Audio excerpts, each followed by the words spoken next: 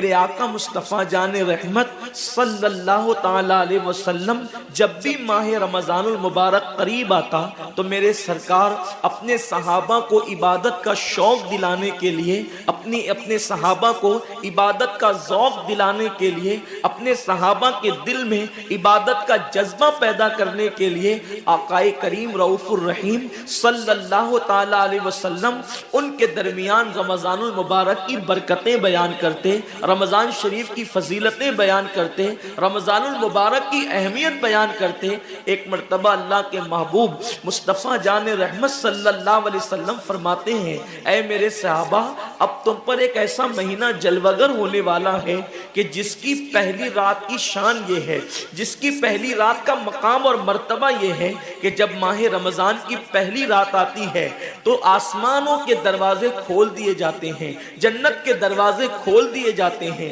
جہنم کے دروازے بند کر دیے جاتے ہیں، اور عرش کے نیچے سے ایک ہوا چلتی ہے، اور وہ ہوا جب رحمت کی ہوا چلتی ہے تو اللہ اس رات اپنے بندوں کو پیار کی نظر سے دیکھتا ہے، محبت کی نظر سے دیکھتا ہے، اور اللہ کی محبت کی نظر جس بندے پر پڑ جاتی ہے اللہ اس پر جہنم کی آگ کو حرام فرما دیتا ہے۔ میرے آقا صلی اللہ علیہ وسلم کے دیوانوں، وہ مہینہ آنے والا ہے، وہ رات آنے والی ہے، وہ شب آنے والی ہے جس رات اللہ اپنے بندوں کو محبت کی نظر سے دیکھے گا، پیار کی نظر سے دیکھے گا، الفت کی نظر سے دیکھے گا۔ میرے پیارے آقا صلی اللہ علیہ وسلم کے پیارے دیوانوں، آپ اندازہ کریں کتنا وہ مقدس بندہ ہے، وہ بندہ مقدر کا سکندر ہے جس کے وجود پر میرے اللہ کی نگاہ رحمت پڑ جائے، میرے کریم کی نگاہ رحمت پڑ جائے۔ ہم کس کس کی نگاہ کے طالب ہوتے ہیں، ہم کس کس کی توجہ کے طالب ہوتے ہیں؟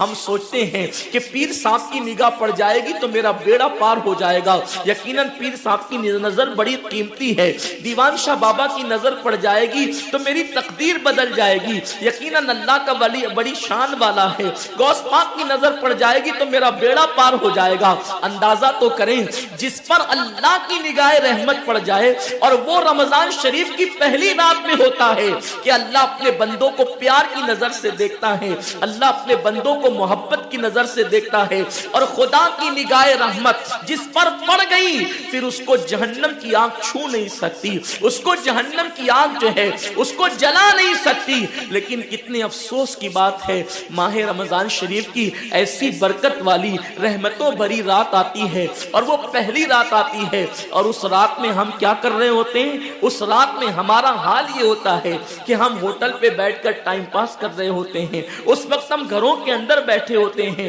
اور وقت کو ضائع کر رہے ہوتے ہیں۔ اور اب تو حال یہ ہو گیا ہے کہ ساری چیزوں سے تعلق توڑ کر ہم نے سارے رشتے اپنے موبائل سے جوڑ لیے ہیں۔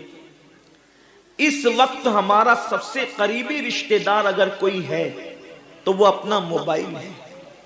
یہ ہنسنے کی بات نہیں ہے، یہ بہت نقصان کی بات ہے۔ اس قدر قریبی رشتہ، ماں باپ سے بھی زیادہ قریبی رشتہ موبائل سے، باپ سے بھی قریبی رشتہ موبائل سے، بیوی سے بھی زیادہ قریبی رشتہ موبائل سے۔ آپ کہیں گے اتنا قریبی رشتے کی آپ بات کرتے ہیں؟ ہم کہتے ہیں جو جتنا قریبی رشتہ دار ہوتا ہے اس پر توجہ اتنی زیادہ ہوتی ہے، اس سے پیار اتنا زیادہ ہوتا ہے، اس کی طرف توجہ اتنی زیادہ ہوتی ہے، اس سے لگن اتنا زیادہ ہوتا ہے۔ ہماری آنکھ ابھی بستر پر کھلی نہیں ہوتی اور ہم سیدھا ہاتھ اٹھا کر کے آدھی آنکھیں بند ہوتی ہے اور آدھی آنکھیں کھلی ہوتی ہے، اور ہم پہلے اپنے موبائل کی طرف ہاتھ بڑھاتے ہیں کسی کا میسج تو نہیں آیا۔ میرے پیارے آقا صلی اللہ علیہ وسلم کے پیارے دیوانوں، امی کے پاس بیٹھے ہیں پھر بھی موبائل، بیوی کے پاس بیٹھے ہیں پھر بھی موبائل، والد کے پاس بیٹھے ہیں پھر بھی موبائل۔ حد تو یہ ہے کہ مسجدوں کے اندر بیٹھے ہیں پھر بھی موبائل۔ یقیناً اگر کام کے میسیجز ہو اور اگر کام اور ضروری چیز ہو، ٹائم دیکھنا ہو تو آپ یقیناً موبائل کو ہاتھ میں لیں، موبائل کوئی بری چیز نہیں ہے۔ لیکن انسان کتنا ڈوب گیا، عبادت کا سارا وقت انسان اپنے موبائل پر ضائع کرتا ہے۔ وقت کی قلت، انسان بار بار شکایت کرتا ہے وقت کی قلت دامنگیر ہے، ٹائم میرے پاس نہیں ہے، وقت وقت میرے پاس نہیں ہے، میں بہت مصروف ہو گیا ہوں، میں بہت بزی ہو گیا ہوں، لیکن اس کو دیکھو کہ رات کے 2-2 3-3 بجے تک کے آن لائن رہتا ہے بلا ضرورت۔ ضرورت ہے تو کوئی بات نہیں، بلا ضرورت میرے آقا صلی اللہ علیہ وسلم کے دیوانوں، موت کی تلوار ہمارے سروں پہ لٹک رہی ہے اور ہمیں جلد سے جلد موت کی تیاری کرنا ہے۔ صوفیہ فرماتے ہیں جیسے سورج غروب ہونے والا ہوتا ہے تو کسان نظر سورج پر رکھتا ہے اور جلدی جلدی کام نپٹانے کی کوشش کرتا ہے، اس کو یاد ہے یہ بات، اس کے ذہن میں یہ بات کہ آج کا سورج غروب ہونے سے پہلے میں نے اپنے کام کو مکمل کر دینا ہے تاکہ کل کا سورج طلوع ہونے کے بعد میں نے پھر بیج بو کر کے آگے کا کام کرنا ہے۔ میرے آقا صلی اللہ علیہ وسلم کے دیوانوں، وہ کسان اگر یہ سورج غروب ہوتے ہوتے مر گیا تو کل اس کا کام کوئی اور کر جائے گا، اس کا بیٹا بیج بوئے گا، اس کی بہو بیج بوئے گی، اس کی بیوی بیج بوئے گی، اس کے رشتہ دار بیج بوئیں گے۔ لیکن یاد رکھنا اگر دنیا کے اندر ہماری زندگی کا سورج غروب ہو گیا تو پھر نیکیوں کا بیج ہماری جگہ کوئی نہیں بو سکتا۔ اللہ رب العزت نے کبھی ماہ رمضان کی شکل میں، کبھی شب برات کی شکل میں، کبھی شب قدر کی شکل میں، کبھی اللہ اکبر ماہ شعبان کی شکل میں، کبھی لیلۃ البراء کی شکل میں، کبھی شب معراج کی شکل میں، کبھی لیلۃ الجمعہ کی شکل میں یہ حسین قیمتی لمحات ہمیں اس لیے عطا فرمائے ہیں کہ میرے بندے اگر تو گناہوں کے اندر ڈوب گیا ہے، یہ مخصوص راتیں تجھے دے رہا ہوں، مخصوص دن تجھے دے رہا ہوں، ان راتوں میں میری عبادت کر لے، ان دنوں میں میری عبادت کر کے مجھے راضی کر لے تاکہ میں تیری مغفرت کر دوں۔ اور پھر رمضان شریف کی تو بات ہی جدا ہے۔ ماہ رمضان تمام مہینوں کا سردار ہے۔ میرے آقا مصطفیٰ کریم رؤوف الرحیم صلی اللہ علیہ وسلم فرماتے ہیں ماہ رمضان کو سارے مہینوں پر ایسی فضیلت ہے جیسے مجھ محمد کو تمام مخلوق پر فضیلت حاصل ہے۔ میرے آقا فرماتے ہیں ماہ رمضان شریف میں اگر تم ایک نیکی کرتے ہو تو اللہ تمہیں 70 کا ثواب عطا کرتا ہے، اور تمہارا خلوص بڑھ جاتا ہے تو اللہ تمہیں ایک نیکی کا 1000 عطا کرتا ہے، اخلاص اور بڑھتا ہے تو اللہ ایک نیکی پر تمہیں بے حساب ثواب عطا کرتا ہے، اس کا کوئی حساب ہی نہیں ہوتا۔ آقا کریم رؤوف الرحیم صلی اللہ علیہ وسلم فرماتے ہیں یہ ماہ رمضان کیا ہے؟ اللہ کے محبوب مصطفیٰ کریم صلی اللہ علیہ وآلہ وسلم ماہ رمضان شریف کے روزوں کی اہمیت بیان کرتے ہوئے فرماتے ہیں کہ ماہ رمضان شریف کا ایک روزہ اگر کوئی چھوڑ دے اور پھر ساری زندگی اس کے بدلے میں روزہ رکھے تو ساری زندگی کے روزے اس ایک ماہ رمضان کے روزے کے برابر نہیں ہو سکتے۔ یہ ماہ رمضان شریف کے روزے کو فضیلت حاصل ہے، اور اللہ کے حبیب صلی اللہ علیہ وسلم فرماتے ہیں جو ماہ رمضان شریف میں عبادت کر کے اپنی بخشش نہیں کروا سکتا، اپنی مغفرت نہیں کروا سکتا، پھر اس کو کبھی موقع نہیں ملتا کہ وہ اپنی مغفرت کا سامان کرے۔